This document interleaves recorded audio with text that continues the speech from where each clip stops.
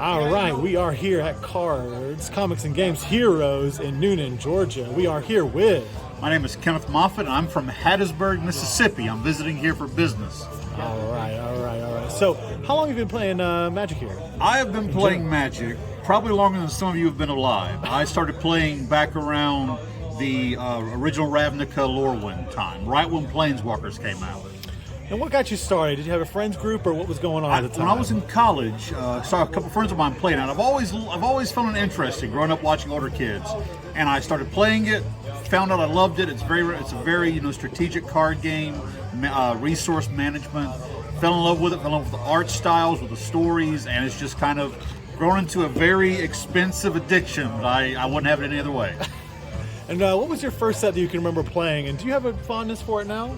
The first set I played the pre-release for Shards of Alara, and not really. I mean, Shards have some great cards, but I think the set that speaks to my heart will probably be Dragons of Tarkir, because dragons. Dragons are awesome. I totally get you. So, if you could, we're going to be showing an EDH deck today. Go ahead and pull up your commander. We'll go ahead and we have a two partner commander. Partner right, commanders today? of Toggo, Goblin Weaponsmith, and Kadama of the East Tree, a.k.a. Treehouse Rock. All right. We'll be right back with a downward shot of these cards, and we're going to show a few combos and fun things that this gentleman loves playing in his EDH deck.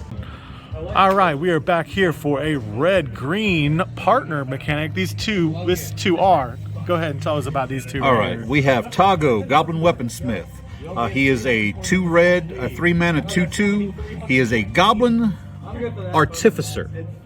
Very cool effect. Whenever you have a land come into play, be it a land for turn, a land off a spell, or if you recur one back from your graveyard, Toggo, as I say, makes a rock. It's a very simple token. 1 to equip. The creature gains 1 tap, sack the rock, deal 2 damage to any target. Now the partner of Kadama says he's a big boy. He's 6 mana, 4 green for a 6/6 legendary creature spirit. He has reach, and he's much better than just blocking Josh Lee Kwai. But the effect of his what can really drive the engine. It's whenever a permanent comes into play, be it a land, creature, or even a token. Hey! You can take a permanent from your hand with mana cost equal to or less than and put it into play. So I noticed we have a little bit of synergy even within the two partners themselves. That's really cool. So what's the focus of this deck? What would you say was the main action of this deck? Well, originally it was supposed to be just this really cool lands matter landfall deck. But then I noticed I would have all these rocks just laying around. Okay. And look, I'm in the South. If we see a rock, we got to do something with it.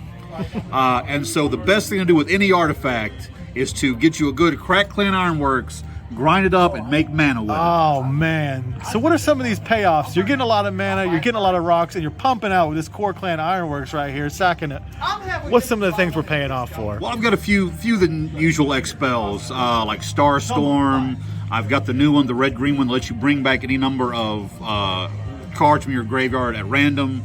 I also use it to do things like this one here, the Shaman. I use the 2 mana, and I can pay a red and sack a non-land permanent, again including a rock. Yes. To flip off the top until I get just another permanent and put it into play. Very cool. And it's not so much that I'm using the mana itself. I'm using the mana to play big things and get more value, but the actual goodness of the deck is that when the rock comes in, I can put a land into play, and the extra landfalls lets me play things like Valakut Exploration. Why is this card important? Well, it's landfall. Whenever a land hits your battlefield, you can exile the top card of your library, and then until the end of turn, you may play it. Now, it says play, so that means if you hit another land and you have a way to, you can play that as a land for turn. But at the beginning of your end step, if you haven't played anything, whatever is exiled at that end step goes to your graveyard, and then all of your opponents take damage. And there's a very interesting way that you can kind of suicide everybody. We're going to get to that a little bit later. Also with the rocks, if we're making a bunch of these rocks, a bunch of these artifacts, we can play this guy here. One of the new pirates from the Commander set, called Fathom Feet Swordjack.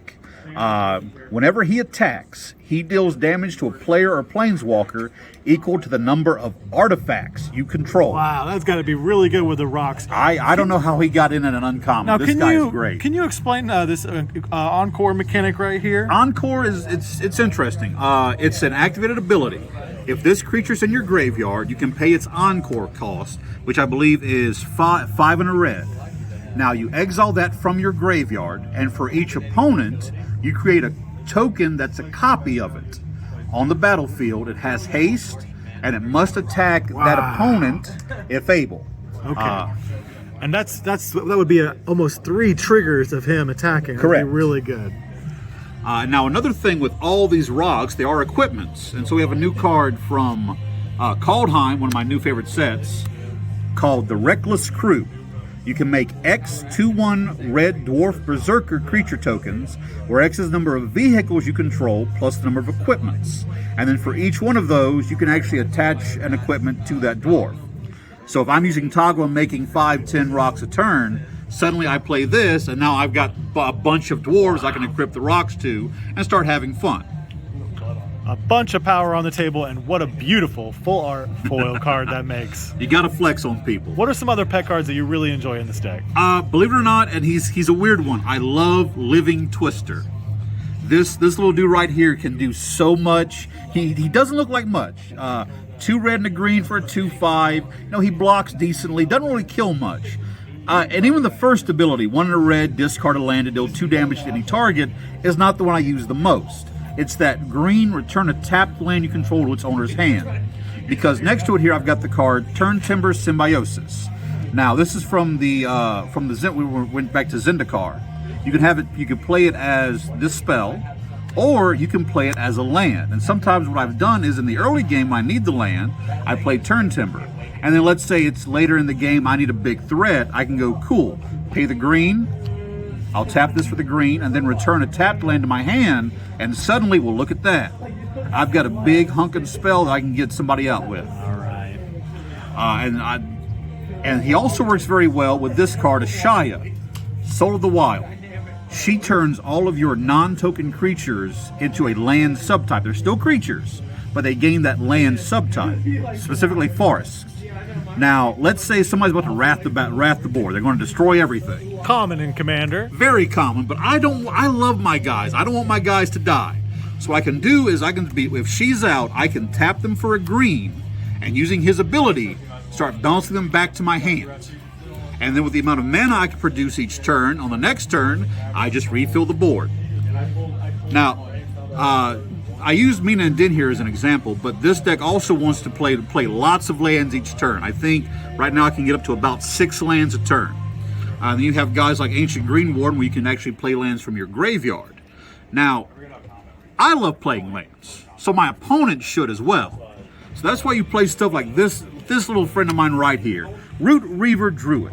When it comes into play, your opponents search their library for up to 3 basic lands. Now, they don't have to. But for each opponent that does, they got to pay you a tax. I mean, out of the goodness of your heart, you played this creature. Of course. So they got to pay you a tax of 1 basic land tap. What a good guy. Now, it just so happens that land does enter your battlefield, and so you can trigger Toggo, you can trigger Valakut Exploration, or any of the other plethora of landfall triggers you have. Now, unfortunately, I am a little bit of a jerk when I discovered there is an infinite combo in this deck. Yeah, what is it? Tell us about it. This, my friends, is what we refer to as a Karu land, or a bounce land. They originally came out in original Zendikar. They come into play tapped. They tap for 2 mana, but because you're making 2 mana, there's a drawback. That's not fair. There has to be a drawback. You have to return this. You have to return a land to your hand, but that's the key. It says a land. Okay. So what you do, the combo requires both your commanders to be on the field. My land for turn, I play the Gruul Turf, which triggers my Toggo to make a rock. Now, that will also trigger Kodama, but we have to resolve this trigger as well. In Magic, as the active player, you can stack your triggers how you want. So you return the Gruul Turf to your hand, and when Kodama goes to resolve, look at there.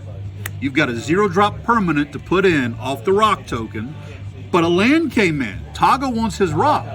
So you make you another rock token, and then you just rinse and repeat, as they say. And then you're making infinite rocks. And so suddenly you have infinite dwarves, or you're dealing infinite damage, or you can sack to make infinite mana. Gorgeous, gorgeous. Let's finish up a little bit on the land base and some of these, not fetch lands, but fetchable lands. Yes, like my good friend, this very lovely shock land here. Yeah, it's a Gruul deck, so lands, you want lands, and lots of lands. I believe I run about 40 lands in here. Okay. Because this deck can turn lands into other advantages, be it damage, be it life gain. But the average land count for the average commander deck is anywhere between 35, 40, maybe a little bit more for Lands Matters decks, just like these. And talk to us about Fable Passage and why maybe something like that would be important to spend the extra $5 on. Well, Fable Passage is, we call them a fetch land. You play it, you sack it, and you fetch a land from your deck. It usually serves two purposes. One, it'll fix your color, and then two, it'll thin your deck out as you're pulling cards directly from your library to let you draw into what you need. Now, obviously, there are the much more expensive ones. I could go get Wooded Foothills, Windswept Heath, anything with red or green, but why spend a lot on lands? The less you spend on lands, the more you can put in fun things. Absolutely. Lands are lands. And the cool thing with fetch lands, they work similar to Gruul Turf and Bouncing, where I get a trigger for this land coming in off of my commander, and then when I sack it to get the secondary land, I also get a trigger off my commander. And with the different landfall mechanics in the deck, you can, again, infinite. You can go life, damage, +1 counters. There's just so much you can do. Now another win con that also involves this is this guy here, Valduk. I remember earlier I said I can do infinite rocks, and now for each equipment on him, and the rocks are equipments, I make a 3/1. So suddenly I'm going from this 3/2 to infinite 3/1s. Got it. The cool thing I love about red-green and is just the value. There's so much you can do. You're never really sitting there not doing anything. You can have so much fun, and there's so much interactions, be it yourself or on your opponent's turn.